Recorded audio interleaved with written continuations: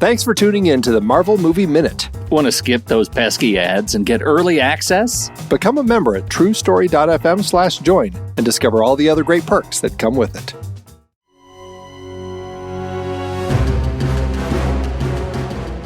Welcome back to the Marvel Movie Minute, a weekly podcast in which we assemble to explore the films of the Marvel Cinematic Universe 5 minutes at a time.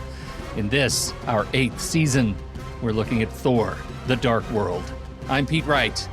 I'm Matthew Fox, and today we're talking about minutes 61 through 65, which opens with Loki telling a joke and ends with Loki telling a joke, which I think is why, Pete, I can say for the first time this season, I liked all these 5 minutes. That's outstanding. I'm excited to hear, why. I shall say, at the risk of burying my feelings, I liked these 5 minutes more than the last 15. Mm-hmm. I've always thought Loki is the best part of these series. And it's not just that Loki is so good, it's that he makes everyone else around him better. And I think he was a very good villain in the Avengers movie.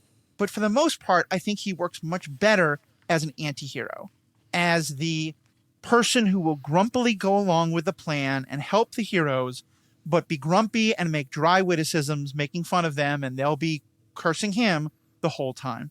And that's what we get for these 5 minutes. We get the plan coming together, and frankly, the plan is really stupid and doesn't make any sense, but I just didn't care because Loki was there to kind of poke fun at it, and we got to see this we did this interspersing between Thor's counsel with his friends about what exactly are they going to do, and them actually doing it, which at first confused me, but then made sense. And I was sort of like, okay, I get what they're doing here. And it was a fun way to unpack it. And we got to have a couple of the Warriors 3 plus Sif get to do their kind of fun things and each get a cool moment, each get a way to say, Loki, if you betray us in some way, I'm going to kill you, leading to his line at the end of it. Apparently there's a line implying that these people are going to line up to have to kill him. Yeah, I just it was lighthearted. It was fun. It was building towards the confrontation. And I had no complaints. It starts with, I think, something that I was longing for last week. And I mentioned the elevator scene in Ragnarok, where, was it Ragnarok?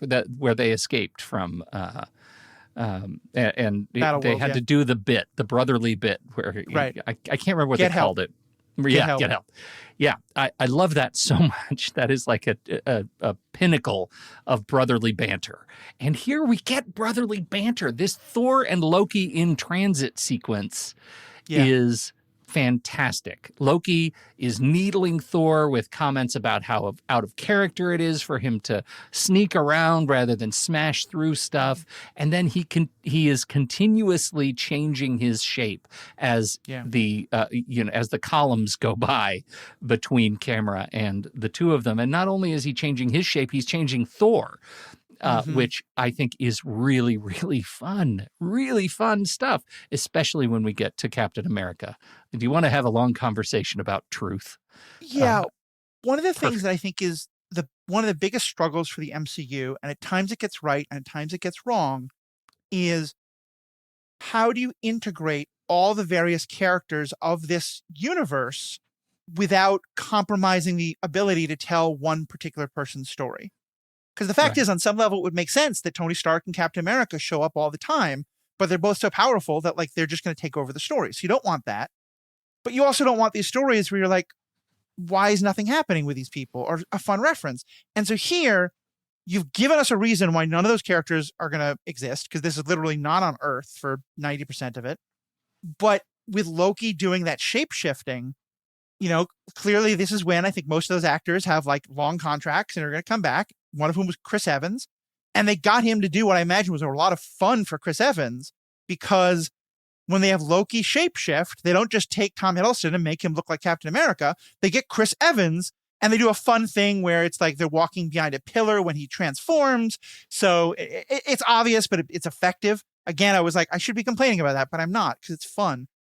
And then Chris Evans gets to just chew scenery left, right, and center by making fun of himself in the guise of it being Loki in that image. And it's so meta.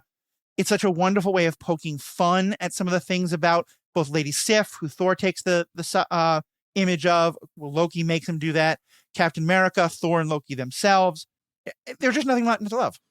Yeah, I mean, you said it. It's fun. It's fun. We get fun minutes here, and I know that there is movies require balance, but I think this is the kind of fun and frivolity that Marvel is really good at. That Marvel guidance and these characters understand. These actors understand how to convey this level of fun, and I think it just hits it. We then get to transition into the. Can I say one more thing about that time? Because I do think also it manages to hit a very serious character beat, but in a fun way without it feeling like we're being hit over the head with it. Which is that for all this time, Thor has thought he's better than Loki because he believes he's not quite Captain America, but he's close. He believes in honor and righteousness and fighting someone head to head. And in this, he's having to utilize the tactics of Loki. He's having to be clandestine and sneaky and all the things that he hates and all the things that he thinks make him better than Loki. And so I just thought that was such a wonderful way of him getting to needle that. And like we see him say that, and we see Thor kind of flinch, but it's all wrapped up in this comedy. So it doesn't feel overwhelming. It just feels like, oh yeah, this is this important moment. And Loki knows it. Thor is on his court this time. Right. And Loki knows it, but thankfully these 5 minutes give us a bit of a reset when Loki and Jane meet. And Jane gets a bit of a redemptive representation of the people of Earth moment, I guess. Right? As someone who's very parochially New Yorker, like I always talk about how 9/11 was an attack on my city, not necessarily my country. And she specifically says this is for New York. Yes, that's true. That's true. This is for New York. She slaps him, and he, amused, approves of her spirit, which is a perfectly Hiddleston delivery. It really was. Again, we're balancing that sort of humor and reminding us of the weight of what they have set up in movies past. Love it. I totally agree with you because, again, on my Superhero Ethics podcast, we're often talking about redemption and what does redemption mean and what does it look like. And sometimes I feel like because we realize we can move a villain to be an anti-hero, we kind of forget about all the terrible things that he's done. And to some extent, Thor and the others are kind of doing that. And her moment here of being like, yeah, you're fun, you're planning jokes, you're going to help us. You're also a mass murderer who tried to take over my entire planet and kill millions of people. Right. Again, it was just so perfect. It's just a nice reminder of like, yes, he's having a bit of a redemption here, but there's a lot of things on his, there's a lot of red in his ledger, to quote Scarlet Witch. No, to quote Scarlett Johansson. Scarlett Johansson, thank you. Yeah. Black Widow. Oh, all right. We transition and we get some Odin. All right. Odin, where do you come in on Odin in these 5 minutes? For me, if there is a bit that becomes sluggish, it's I feel like I'm getting a little bit of a high jump, low ceiling. We have these redemptive minutes that feel light, that are engaging in action, and we're in the penultimate moments of things happening, and Odin comes in, and maybe the weight is too much of Anthony Hopkins. Pete, I was trying so hard not to find something to complain about these 5 minutes. And I had to come have just skipped right by it. Yeah, nope. Yeah, it's not good. It from him, it's more of the same. In some ways, the part that more bothers me is that, because remember last time we talked about how Heimdall was willing to commit this great treason, and we wish there had been some buildup of that, since he just is like, I can't commit treason. Oh, I will commit treason. Yeah. And now he says that his oath is to, always tell Odin if there's some threat happening. And so he says, Odin, I must tell you that I've committed treason, that someone has committed treason. Who is it? Me, yeah. It just, I hate the idea of letter of the law versus spirit of the law, especially when it's letter of the law indirect. Like, you broke your oath, dude. You broke your oath because, as we discussed, you believe that Odin might be wrong. Yeah. And so here it just feels like you're just trying to cover your ass. I think I'm supposed to think of Heimdall as super noble in this moment. I don't. I'm just like, dude, you're in for a penny, in for a pound. Go and help. Don't let them go, but then start other people racing after them. I mean, maybe him calling Odin in means that Odin's distracted for a little while, so it's kind of helping too. But yeah, I just thought And Odin with his like catch them by any means necessary, as though now he is willing to kill Thor. Where does that come from? It just feels like we're trying to make use of Hopkins' ability to deliver pomp and circumstance. Yeah. And there's no weight behind it, because we actually don't believe that Odin is so far gone that he would kill his son over this. There's a lot of times where a movie will have a character move further and further to the edges based on the trauma they're being put through. But I still believe that it's important to know that a character could go in that direction.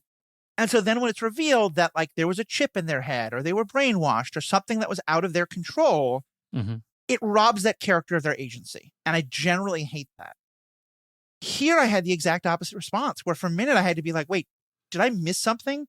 Did somehow the ether get into Odin or some other thing that is affecting him? Because I believe he's very upset over the death of his wife. I believe he's very upset because he feels like ego is the wrong word, but his job is to be the protector and the defender, and he failed in that. And he was pantsed basically by Malachi, the person his father defeated. And so there's all of this like psychodrama, Shakespearean levels of I have to get revenge. But it going that far, and also all the other troops being like, "Oh yeah, we'll go kill Thor for you. Sure, no problem." Right. It strains credulity, but Loki came back with another joke, and so he easily forgot it. Yeah, I mean that's really the trick. And we have engaged the Warriors 3, particularly Sif. I'll hold them off. I'll hold my own people off. While you escape to do this, whatever your crazy plan is.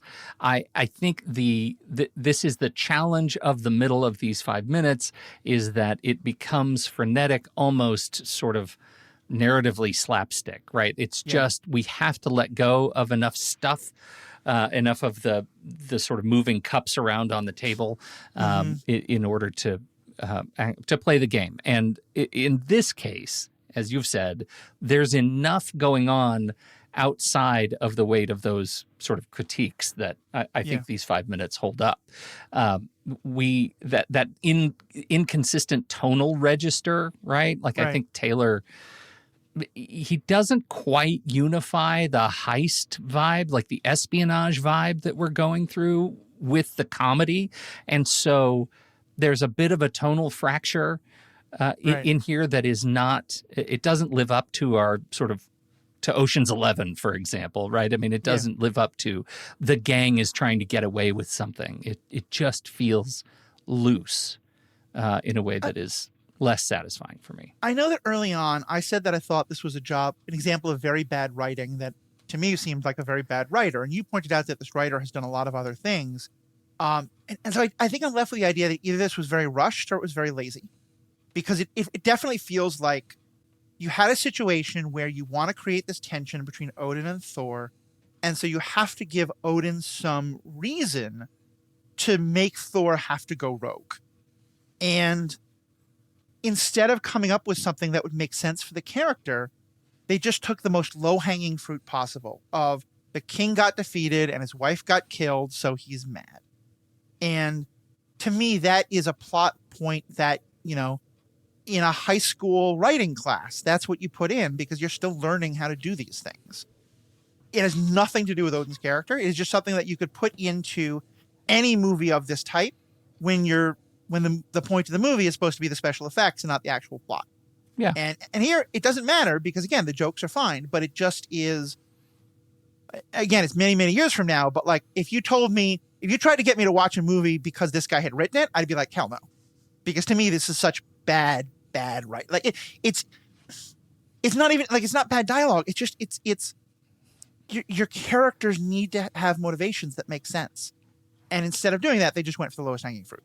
Well, and that's kind of what I mean about like the inconsistent tonal shift, because there are pieces of these 5 minutes in particular that are really quite good. The blocking works well. The use of humor to humanize our characters works really well. The rhythmic intercutting, shifting from the conversation around the espionage planning table to Loki, to Jane, to Odin and Heimdall, like all of that actually works really well. Very much right? so. It's the pacing drift, that ends up falling apart. It's that tonal register when we come back to the weight of Odin's comments and the fact that we don't believe Odin. Why should Odin believe himself? Yeah. I don't think Hopkins was given enough to do here. And as you say, the chase, it doesn't really make sense. It does feel rushed to me. It feels like a plot chase, not a story chase. It was just like, we got to move forward. We got to get to the other side to see what happens next. We got to get to making your character do something to fit the story instead of letting the story fit the characters. And we have to get to the comedic moment of Loki and Thor stealing the ship. Yeah.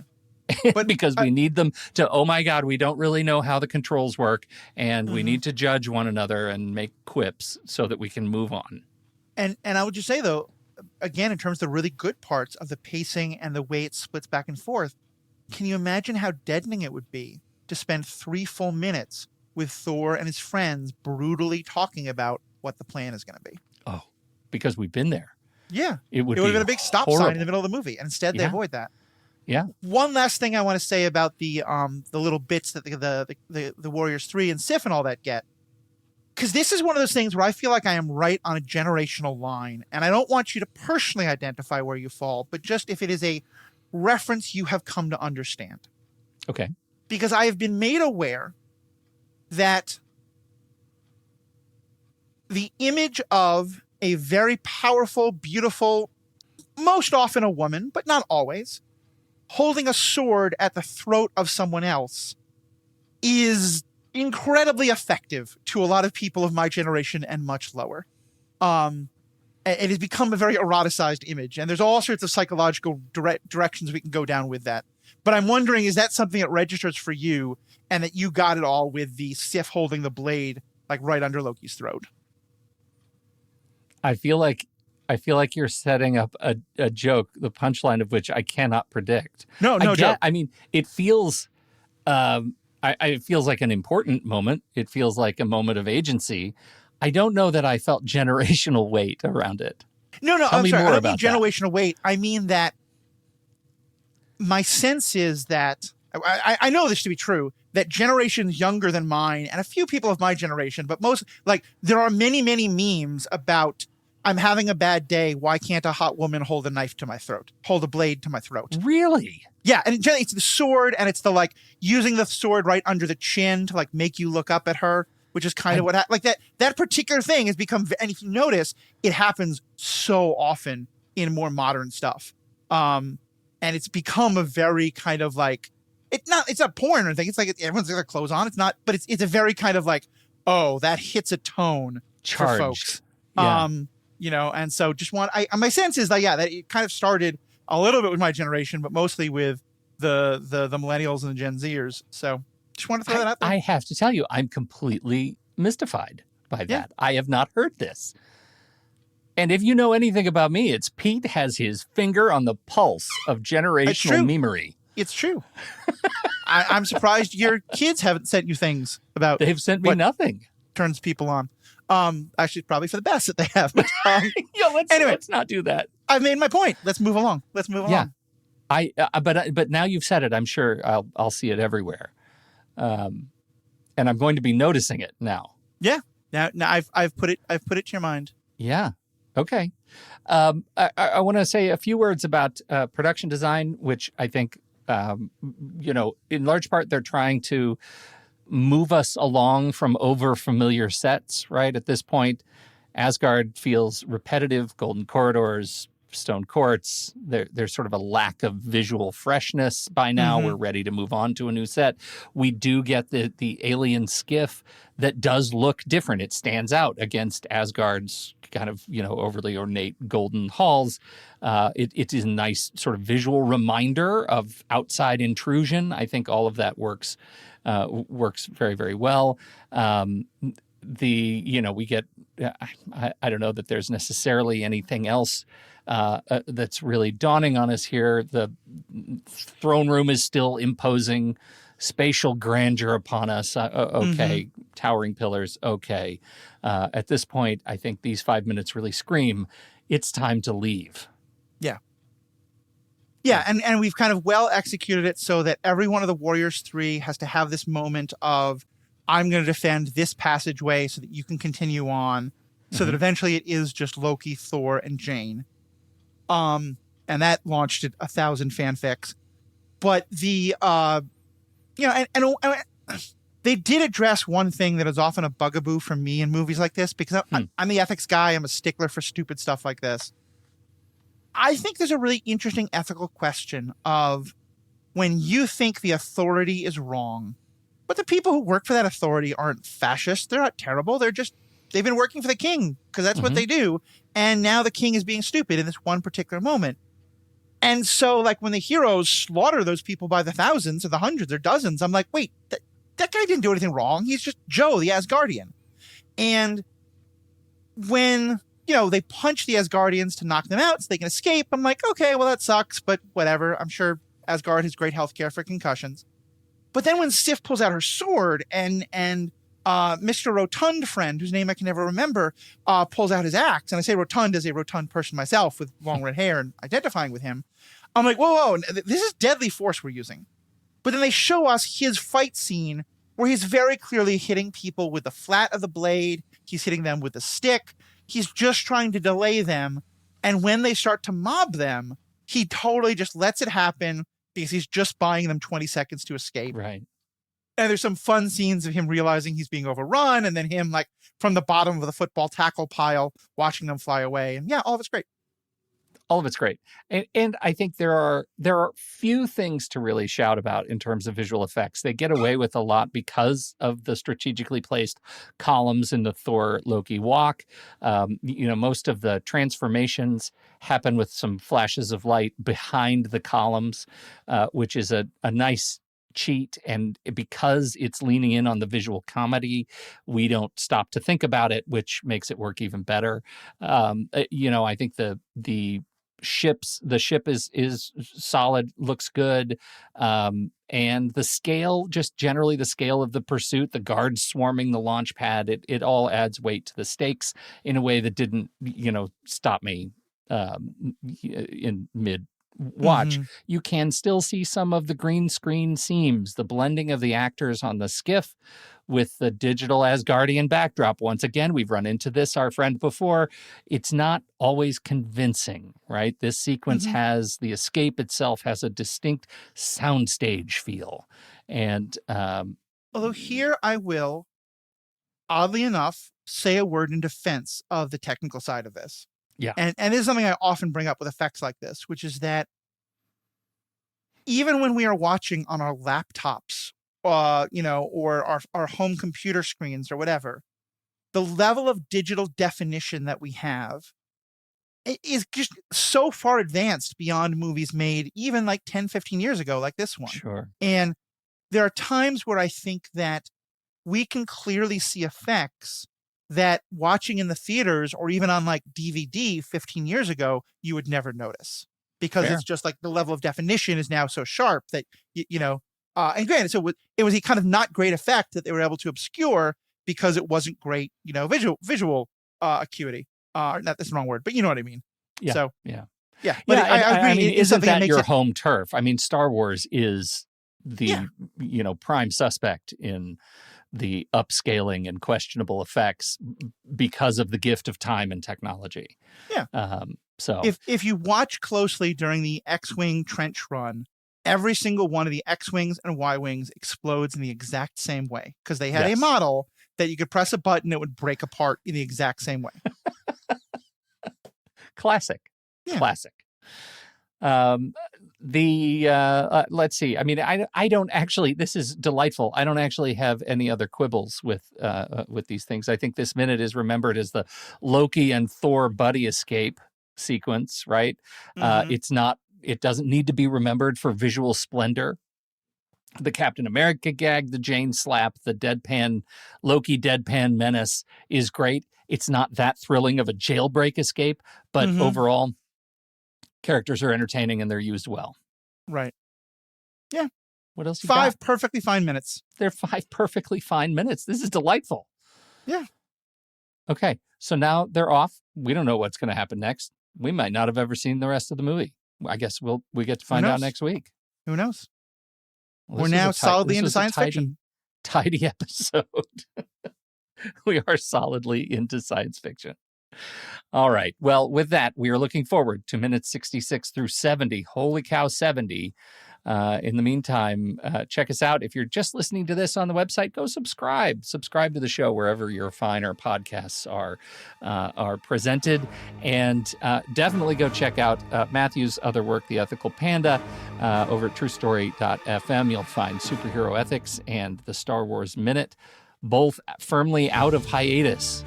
Mm-hmm. And we're excited to see fresh episodes coming out in those feeds.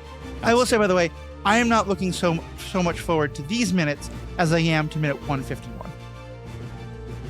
Minute 151? No, I'm sorry, minute 111. Oh, what's going on in minute 111?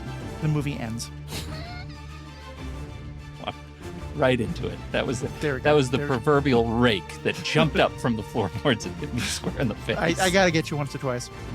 Thank you, everybody, for downloading and listening. We sure appreciate your time and attention. On behalf of Matthew Fox, the Ethical Panda, I'm Pete Wright. We'll see you next time right here on the Marvel Movie Minute.